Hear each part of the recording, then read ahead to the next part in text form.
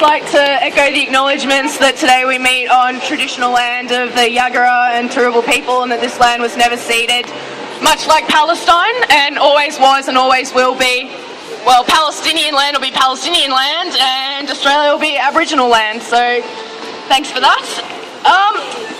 Well, I want to begin by saying what an absolute joke that this latest attack on Gaza is called the Operation Pillar for Defence. How dare Israel dare to describe its crimes, its massacre, its genocide as defence? The 4-year-old child, 4-year-old innocent girl that was targeted and killed by Israeli F-16 airplanes and targeted missiles, was she a threat to Israel?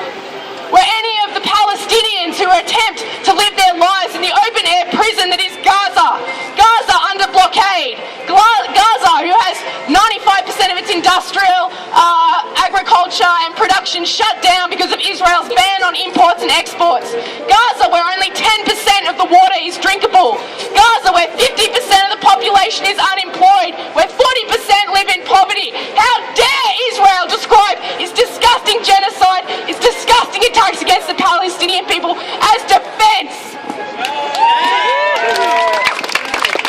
Since 2000, Israel has been responsible for killing over 1,500 innocent children in Palestine.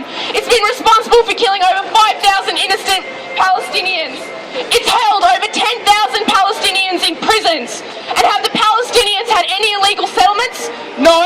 How about Israel's number of illegal settlements? 223 at the hands of guns, at the hands of the 4th largest military force in the world, backed by on average $8.5 million in funding from the United States every day. And Obama this year alone increased the aid to Israel by an extra $70 million. That $70 million is what we're seeing attacking Gaza today, in what is very reminiscent of the war back in 2008-2009, where another 1,400 people died as Israel, as documented by Amnesty, by the United Nations, targeted UN hospitals, UN schools, killed innocent people, bombed their homes.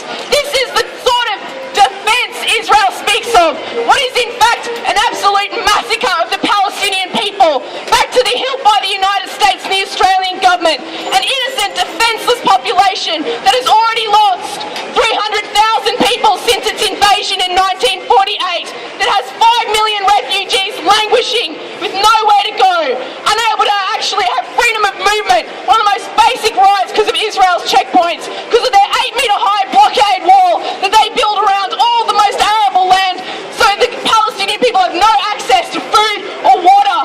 Look at the treatment of Israel, of the basic flotilla, the flotilla that came to Gaza a few years ago, bringing aid, bringing the most basic things, medicines, because in Gaza all of the basic medications are at zero stock levels. Even Palestinians that are deathly ill that try and access Israeli hospitals or leave the Gaza Strip are not allowed to by Israel. These people die. They die because of Israel's blockade. They die because of Israel's defense force. And they die because of Israel's project to massacre the Palestinians. That is what is happening today. Innocent people being targeted by an aggressive genocidal state in the Middle East that is backed to the hilt by our government in the United States. So what I have to say is, in the tradition of intifada, let's hope the Palestinians rise up. Let's take inspiration from what's happening in the Middle East today, the Arab Spring, millions of people overthrowing dictators. Let's see bloody Israel be brought down as well. Unite the people of the Middle East, unite the Arabs against this disgusting state. Long live Palestine! Free, free Palestine! Free, free Palestine! Free, free Palestine! Free, free Palestine! Boycott Israel! Boycott Israel! Boycott Israel! Next I'd like to call on Hamish Chitts, who's from the Brisbane Aboriginal Sovereign Embassy, to speak to us.